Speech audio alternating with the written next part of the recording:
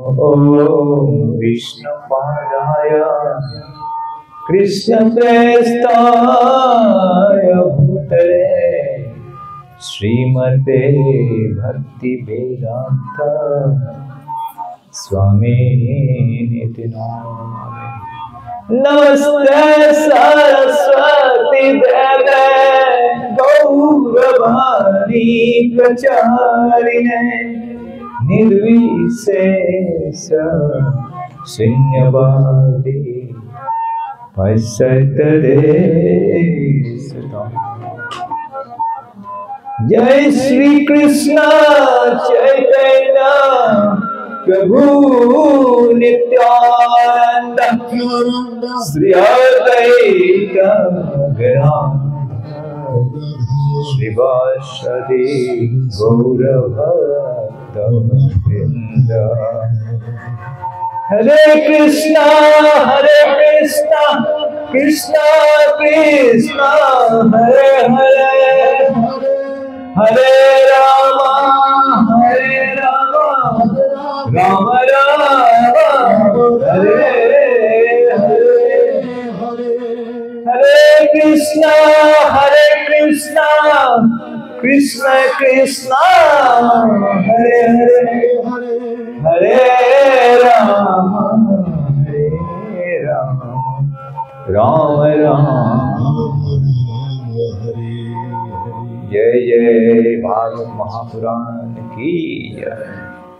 जय जय श्रीमंत शंकर देव की जय श्री माधव देव की जय श्रील प्रभुपाद की जय पंचकल्पतरुभ्यश्च कृपा सिन्धुभ्यैव च पतितानां पावनेभ्यो वैष्णवेभ्यो नमः। तो भागवत कथा श्रवण करार कारणे समवेत सकलो वैष्णव भक्तवृंद अतिथिवृंद सकलोके प्रणम जनाइছো। আপোনালোকৰ আন্তৰ্জাতিক কৃষ্ণ ভাৱনামৃত সংঘৰ হৈ আমি আপোনালোক সকলোকে কৃতজ্ঞতা জ্ঞাপন কৰিছো, ধন্যবাদ জ্ঞাপন কৰিছো আৰু প্ৰণাম যাচিছো। তো আমি আজিৰ সপ্তম দিন ভগৱানৰ 64 গুণৰ যি আলোচনা চৰ্চা কৰাৰ প্ৰয়াস কৰিছিলো আৰু আপোনালোকে সহযোগ কৰিলে। আলোচনা আৰম্ভ হৈছিলে यथा चतुर्भि कनकं परीक्ष्यते निर्घर्षण चेतन ताप तारणे तथा चतुर्भि पुरुषं परीक्ष्यते त्यागेन शीलेन गुणेन कर्मणा। एजन व्यक्तिक गुणागुण निर्णय करार कारणे चारिटा मानदंड त्यागेन शीलेन गुणेन कर्मणा। तो भगवान श्री कृष्णर गुणबिलाকৰ কথা আমি চৰ্চা কৰাৰ প্ৰয়াস কৰিছিলো আৰু এই গুণবিলাক জীৱৰ মাজতে থাকে, খুব অতি কম পৰিমাণত থাকে। তো মূল সম্পূৰ্ণ গুণ আছিল 64 আৰু এই 64ৰ ভিতৰত জীৱৰ মাজত বেছিতে বেছি 50টা থাকে আৰু এই 50টা গুণ ব্ৰহ্মাৰ লেখকে থাকে। ব্ৰহ্মাৰ মাজতে 50টা গুণ থাকে আৰু ব্ৰহ্মাও যেহেতু ভগৱানৰ শুদ্ধ ভক্ত সেইকাৰণে তেওঁৰ মাজত বেছিকে থাকে আৰু জীৱবিলাকৰ মাজত কম মাত্ৰাত থাকে আৰু যদি ভক্ত নহয় তেনেহলে আভাস মাত্ৰ দেখিবলৈ পোৱা যায়। তো भागवत गीता भगवाने कैसे मम एवांश जीवलोके मम एव अंश जीवलोके जीवभूतः सनातनः। এই জীৱবিলাক হৈছে মোৰ সনাতন অংশ, ইটাৰনেল পাৰ্ট এণ্ড পাৰ্সেল, আৰু সেইবিলাক মোৰে অংশ।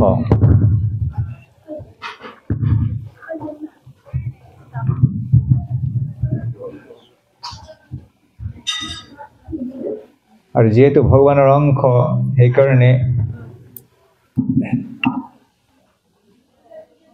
জীৱবিলাকৰ মাজত এই গুণবিলাক এই জীৱবিলাকৰ মাজত এই গুণবিলাক থকাটো স্বাভাৱিক তো ভগৱানৰ মাজত আছে গতিকে জীৱবিলাকৰ মাজত অৱশ্যে থাকিব আৰু এই 50টাৰ পিছৰ আৰু যে 5টা গুণ এইকেইটা ভগৱান শিৱৰ মাজত দেখিবলৈ পোৱা যায় কৃষ্ণৰ মাজত আছে আৰু তাৰোপৰি এই 5টা গুণ যেটো ব্ৰহ্মাৰ মাজত দেখিবলৈ পোৱা নাযায় এই 5টা এক্সট্ৰা কোৱালিটি গুণ হেতু ভগৱান শিৱৰ মাজত থাকে যোৱাকালি আমি চৰ্চা কৰিছিলোঁ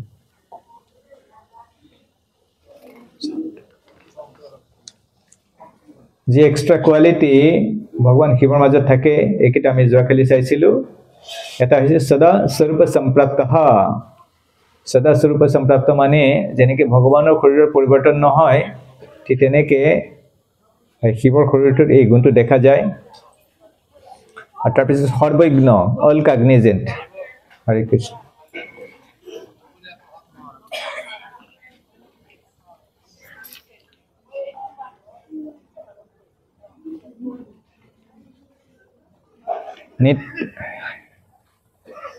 হৰে কৃষ্ণ ৰেকৰ্ডিং বন্ধ কৰা হৰে কৃষ্ণ তো সৰ্বজ্ঞ নিত্য নূতন এভাৰ ফ্ৰেশ সদায় নতুন নতুন যেন লাগে আৰু হৈছে সচ্চিদানন্দ বিগ্ৰহ শৰীৰটো হৈছে আনন্দময় আৰু সৰ্বসিদ্ধি নিষেবিত আৰু সকলো সিদ্ধি যাৰ মাজত আছে আৰু আজি যি আৰু পিছৰ 5টা গুণ আমি চৰ্চা কৰিব ওলাইছো এইকেইটা হৈছে ভগৱান বিষ্ণুৰ মাজত দেখিবলৈ পোৱা যায় এই গুণ কেইটা শিৱৰ মাজত দেখিবলৈ পোৱা নাযায় ব্ৰহ্মাৰ মাজত দেখিবলৈ পোৱা নাযায় আৰু জীৱৰ মাজত অৱশ্যে দেখিবলৈ পোৱা নাযায় আৰু অৱশ্যে কৃষ্ণৰ মাজত এই সকলোবিলাক গুণ আছে তো যিটো বিষ্ণুৰ মাজৰ যে এক্সট্ৰা 5টা কোৱালিটি আছে এটো হৈছে অবিচিন্ত্য মহাশক্তি ইনকনসিভেবল পটেন্সিস তো অবিচিন্ত চিন্তন অচিন্তনীয় মহাশক্তি ভগৱানৰ মাজত বিষ্ণুৰ মাজত আছে তো ব্ৰহ্ম সংহিতাত তো ব্ৰহ্মাই ভগৱান শ্ৰীকৃষ্ণৰ যি এই অবিচিন্ত শক্তি এই কথা উল্লেখ কৰি কেনে কৈছে যে ভগৱানে সকলো বস্তুৰ ভিতৰতে প্ৰৱেশ কৰিব পাৰে যেতিয়া সৃষ্টি হয় সৃষ্টিৰ আৰম্ভণতে ভগৱান নিজকে মহাবিষ্ণু কাৰণোদকশায়ী বিষ্ণু হিচাপে বিস্তাৰ কৰে বা মহাবিষ্ণু হিচাপে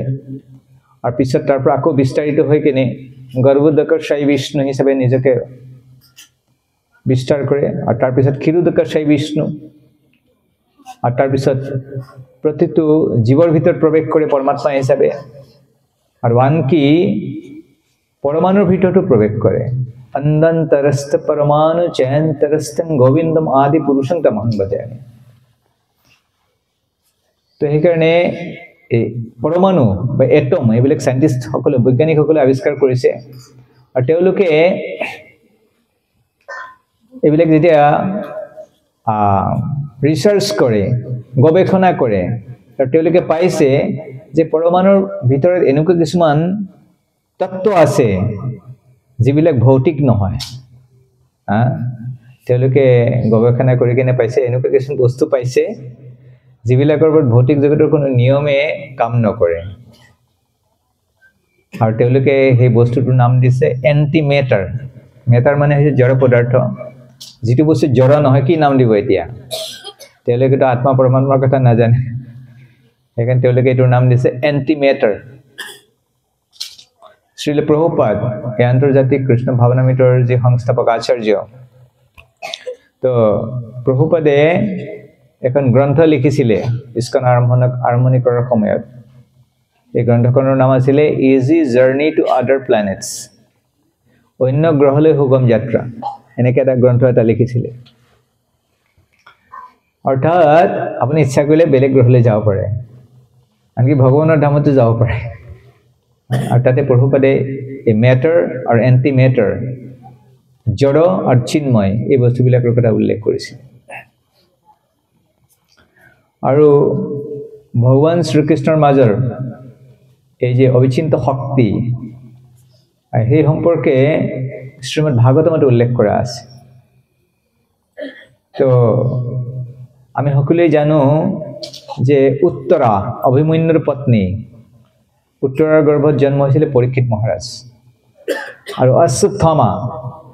যে কুৰুক্ষেত্ৰৰ যুদ্ধত যেতিয়া শত্ৰুক পৰাভূত কৰিব নোৱাৰিলে, পঞ্চপাণ্ডৱকো মাৰিব নোৱাৰিলে, ৰাজ্যও লাভ কৰিব নোৱাৰিলে, আৰু তেওঁৰ স্বামী দুৰ্যোধন তেওঁ মৃত্যুমুখত পৰি আছে, অৱশেষত উপায়ন্তৰ হৈ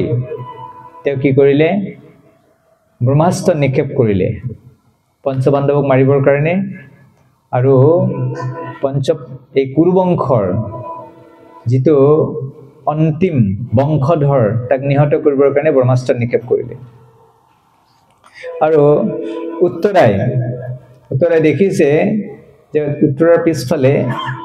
এটা অস্ত্ৰ, ব্ৰহ্মাস্ত্ৰ তাই খেদি খেদি আহিছে। আৰু সেই ব্ৰহ্মাস্ত্ৰ কোনে মাৰিছে? অশ্বত্থামাই মাৰিছে। সাধাৰণতে ব্ৰহ্মাস্ত্ৰ যেতিয়া নিক্ষেপ কৰা হয় তাৰ এটা উদ্দেশ্য থাকে, যেতিয়া কোনো শত্ৰুক অন্য কোনো অস্ত্ৰৰ মাধ্যমত বধ কৰিব নোৱাৰে। আৰু সেই সময়ত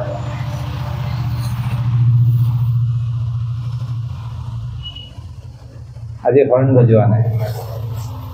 শংখ বজোৱা নাই, আজি মনে মনে গৈছে, কাৰণ এইটো ভাল কথা কোৱা নাই যে উত্তৰাৰ বিপদত পৰিছে না, সেইকাৰণে শংখ বজোৱা নাই, চুপচাপ গৈছে। তো উত্তৰাক যেতিয়া ব্ৰহ্মাস্ত্ৰ নিক্ষেপ কৰিছে, উত্তৰাই সেই সময়ত পঞ্চপাণ্ডৱৰ ওচৰত যাব পাৰিলেহেঁতেন, কাৰণ পঞ্চপাণ্ডৱ বহুত শক্তিশালী। তো উত্তৰে পঞ্চপাণ্ডৱৰ ওচৰত কেলৈ নগ'ল? কাৰণ উত্তৰ আছিলে ভগৱানৰ ভক্ত, অনন্য ভক্ত। বিপদ হ'লে কিবা হ'লে সদায় কৃষ্ণৰ ওচৰত যাব। যেতিয়া অস্ত্ৰপাত আহিছে তেতিয়া উত্তৰে পঞ্চপাণ্ডৱৰ ওচৰত যোৱা নাই, শ্ৰীকৃষ্ণৰ ওচৰলৈ দৌৰিছে। শ্ৰীকৃষ্ণক প্ৰাৰ্থনা কৰিছে। কি বুলি প্ৰাৰ্থনা কৰিছে? উত্তৰ উবাচ পাহি পাহি মহায়োগিন দেৱ দেৱ জগৎপতে নন্যং তদ অভয়ং পশ্যে যত্ৰ মৃত্যু পৰস্পৰম। তো উত্তৰাই দৌৰি গৈছে কৃষ্ণৰ ফালে, আৰু গৈ কেনে গৈছে পাহি পাহি পাহি, মানে মোক ৰক্ষা কৰক, মোক ৰক্ষা কৰক, মোক ৰক্ষা কৰক। দেৱ দেৱ জগৎপতে, সেই সৰ্বাৰাধ্য দেৱেশ্বৰ কৃষ্ণ জগৎপতে, জগতৰ পতি। তৎ না অন্যং তৎ অভয়ং পশ্যে, আৰু আপোনাৰ বাহিৰে মই এই সংসাৰত আন কোনোবা ব্যক্তি মই দেখা নাই যি মোক অভয় দান কৰিব পাৰিব। যত্ৰ মৃত্যু পৰস্পৰম। ইয়াতে উত্তৰে এটা কথা কৈছে, এই জগতখন এনেকৈ ডিজাইন কৰা হৈছে, ইয়াতে এটা জীৱ আন এটা জীৱৰ কাৰণে মৃত্যুৰ কাৰণ। One living entity is the cause of death for another living entity, যিটো আমি বৰ্তমান দেখি আছোঁ। বৰ্তমান এই ঘটনাবিলাক আমি যেতিয়া দেখা পাওঁ আমি বিচলিত হৈ যাওঁ, পিছে আমি পাহৰি যাওঁ যে আমি কোনখন জগতত আছোঁ। আমি মৰ্ত্য লোকতহে আছোঁ, বৈকুণ্ঠ লোকত থকা নাই নহয়। তো মৰ্ত্য লোকৰ স্বভাৱ হৈছে যত্ৰ মৃত্যু পৰস্পৰম, এটা জীৱ আন এটা জীৱৰ কাৰণে মৃত্যুৰ কাৰণ। তো যেতিয়া তো উত্তৰে প্ৰাৰ্থনা কৰিছে, আৰু উত্তৰে প্ৰাৰ্থনা কৰি কিনে কৈছে, প্ৰভুক কৈছে, প্ৰভু লাগিলে ব্ৰহ্মাস্ত্ৰই মোক মাৰি পেলাওক, মোৰ আপত্তি নাই। যেতিয়া উত্তৰাই দৌৰি আহিছিলে কৃষ্ণৰ ওচৰত, তেতিয়া নিজৰ সুৰক্ষাৰ কাৰণে প্ৰাৰ্থনা কৰা নাই। উত্তৰাই কৃষ্ণৰ ওচৰত উত্তৰাক নিজক বচাবৰ কাৰণে যোৱা নাই। কিহৰ কাৰণে উত্তৰে দৌৰি আছিলে? কৈছে মই মৰিলেও মোৰ আপত্তি নাই, কিন্তু মোৰ গৰ্ভত থকা সন্তানটোৰ ৰক্ষা হ'ব লাগে, এবৰ্ষণ হ'ব নালাগে, গৰ্ভপাত হ'ব নালাগে, এনেকৈ প্ৰাৰ্থনা কৰিছে। আৰু তেতিয়া কৃষ্ণ, এতিয়া কুৰুক্ষেত্ৰৰ যুদ্ধ শেষ হোৱা নাই, প্ৰায় শেষ হওঁ হওঁ অৱস্থা। আৰু ভগৱানে প্ৰতিজ্ঞা কৰিছিলে যে মই কেতিয়াও অস্ত্ৰ নধৰোঁ। এতিয়া কি কৰিব? নিজৰ ভক্ত বিপদত পৰিছে এইকাৰণে কৃষ্ণই যদি ব্ৰতটো ভংগ নকৰিলেহেঁতেন জগতৰ মানুহে জানিলেহেঁতেন যে কৃষ্ণ কিমান নৈতিক ব্যক্তি নিজৰ যি নীতি যিটো সিদ্ধান্ত যিটো ব্ৰত কেতিয়াও ভংগ নকৰে তেনেকৈ বহুত সৰ্বশ্ৰেষ্ঠ নৈতিক ব্যক্তি নৈতিকতাবাদী ব্যক্তি নৈতিক আচাৰ অনুশীলন কৰা ব্যক্তি কিন্তু কৃষ্ণই তেনেকৈ নিজক জানিব দিব বিচৰা নাই তো কৃষ্ণই এই জগতৰ সন্মুখত কি পৰিচয় ৰাখি যাব বিচাৰিছিলে ভক্তবৎসল কৃষ্ণই কৈছে মই প্ৰতিজ্ঞা ভংগ কৰাৰ কাৰণে মানুহে যি কয় ক'ব মোৰ দৰকাৰ নাই মোৰ কোনো কথা নাই মই প্ৰতিজ্ঞা ভংগ কৰাৰ কাৰণে মানুহে যদি মোৰ নিন্দাও কৰে ঠিক আছে চলিব কিন্তু মোৰ জগতৰ মানুহে জানিব লাগে যে মই ভক্তবৎসল মই মোৰ ভক্তৰ কাৰণে মই মোৰ যিকোনো লেভেলে মই যিকোনো কাম কৰিব পাৰোঁ কাৰণ ভগৱানে ভাগৱত গীতাত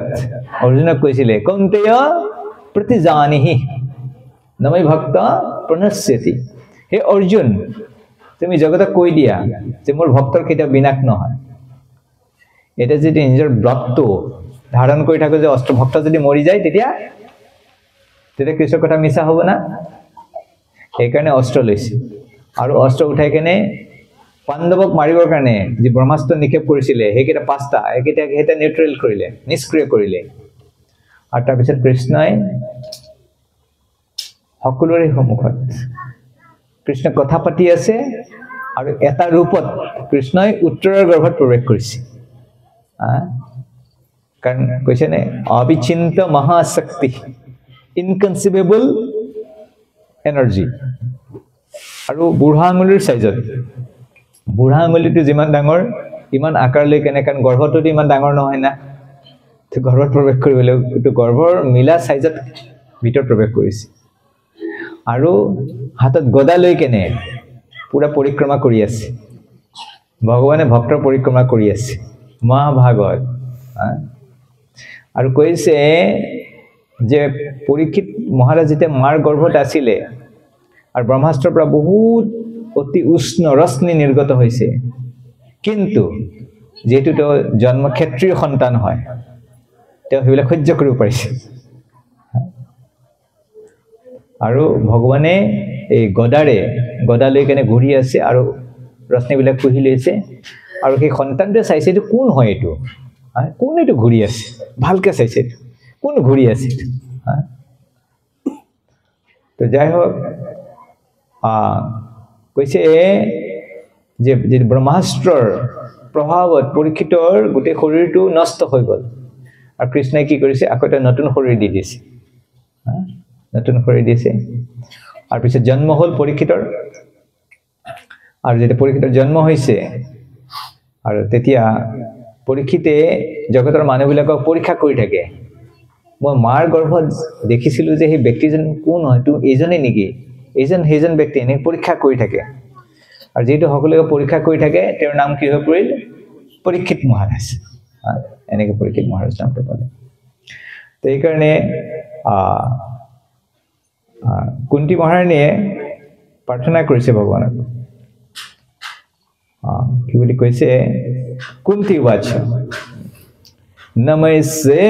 পুৰুষং ত্বদ্যম ঈশ্বৰম প্ৰকৃতে পৰম অলক্ষ্যম সৰ্বভূতানাম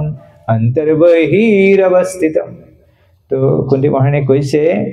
যে অন্তৰ্বহিৰ অৱস্থিতম অলক্ষ্যম সৰ্বভূতানাম এই জীৱবিলাকে আপোনাক দেখা নাপায় আৰু আপুনি বাহিৰতো থাকে আৰু ভিতৰতো থাকে একে সময়তে কৃষ্ণই কুন্তি মহাৰাণীৰ লগত কথা পাতি আছে আৰু একে সময়তে উত্তৰৰ গৰ্ভত প্ৰৱেশ কৰিছে আৰু কৰি কেনে উত্তৰৰ সন্তানক ৰক্ষা কৰিছে সেইকাৰণে কৃষ্ণ আমি ভবাৰ দৰে এজন গৰুখীয়া ল'ৰা নহয় গৰুখীয়া ল'ৰা নহয় তেওঁ হৈছে পৰমেশ্বৰ ভগৱান আৰু ভগৱানৰ যি অপুলেন্স আৰু যি মধুৰতা এতে চৈতন্য চৰিতামৃত গ্ৰন্থত খুব সুন্দৰভাৱে বৰ্ণনা কৰিছে ভগৱানৰ মধুৰতা আৰু ভগৱানৰ ঐশ্বৰ্য মধ্যলীলা ইয়াতেও কৈছে ব্ৰহ্মাই ব্ৰহ্মাই কৈছে যে কিছুমান মানুহে কয় যে মই কৃষ্ণক জানো, কিন্তু যিমান দূৰ মোৰ অনুভৱ আচলতে আপোনাক কোনে জানিব নোৱাৰে। আমি এইকেইদিন আমি চৰ্চা কৰিলোঁ, কৃষ্ণৰ গুণৰ কথা চৰ্চা কৰিলোঁ, কিন্তু ব্ৰহ্মাৰ যি উক্তি, এই উক্তিৰ পৰা আমি গম পাওঁ যে খালি আমি চৰ্চাহে কৰিলোঁ, একচুৱেলি আমিও বুজি নাপাওঁ। কিন্তু অৱশ্যে আজি আপোনালোকে ক'ব যে এই ৬৪ গুণৰ কাৰ কোনটো গুণ ভাল লাগিলে, লাষ্টত অৱশ্যে ক'ব কোনটো গুণ আপোনাক বেছি প্ৰভাৱিত কৰিলে, অৱশ্যে ক'ব। এই মত সৰ ঐশ্বৰ্য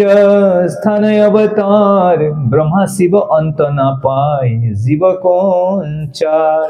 কৈছে ব্ৰহ্মা শিৱই যাক বুজি নাপায়, জীৱবিলাকে কেনেকৈ বুজি পাব? জীৱবিলাকে কেনেকৈ বুজি পাব? এই মত কৃষ্ণেৰ দিব্য সদ্গুণ অনন্ত, ব্ৰহ্মা শিব সনকাদি না পায় যাৰে অন্ত। ব্ৰহ্মা শিৱ আৰু ৪ কুমাৰ তেওঁলোকে এইবিলাকৰ অন্ত বিচাৰি নাপায় কৃষ্ণৰ গুণৰ। ব্ৰহ্মাদিৰহু সহস্ৰ বদনে অনন্ত, নিৰন্তৰ গাই মুখে নাপায় গুণেৰ অন্ত। কৈ ব্ৰহ্মাৰ কথা বাদ দিয়ক, শিৱৰ কথা বাদ দিয়ক, আনকি অনন্ত শেষ তেওঁৰ সহস্ৰ মুখেৰে নিৰন্তৰ কৃষ্ণৰ গুণ গাই থাকি কেনে কৃষ্ণৰ গুণৰ অন্ত কৰিব নোৱাৰে। আমিতো ৭ দিনত শেষেই হৈ গ'ল নে,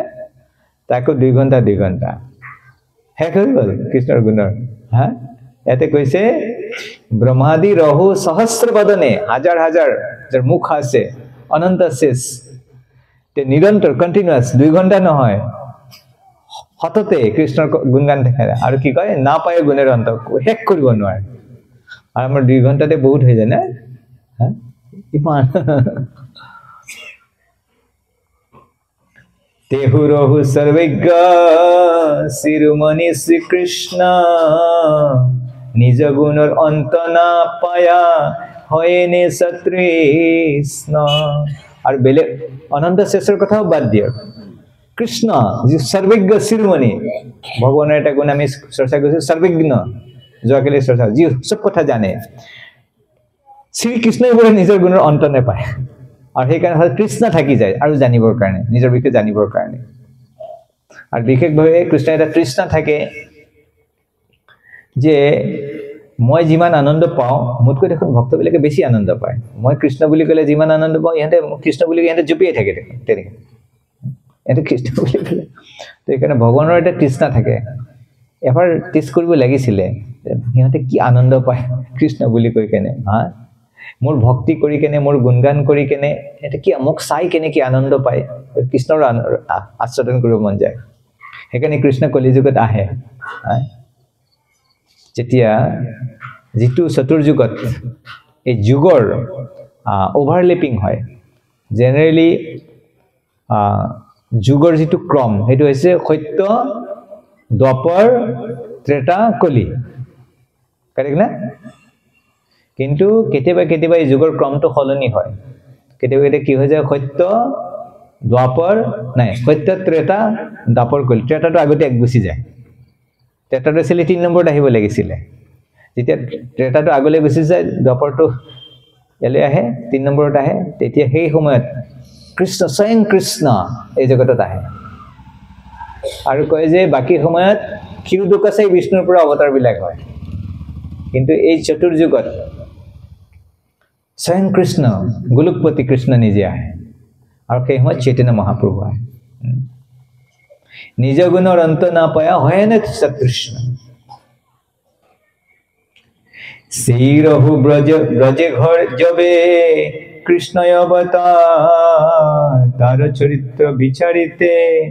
মন নাপায় পাৰ।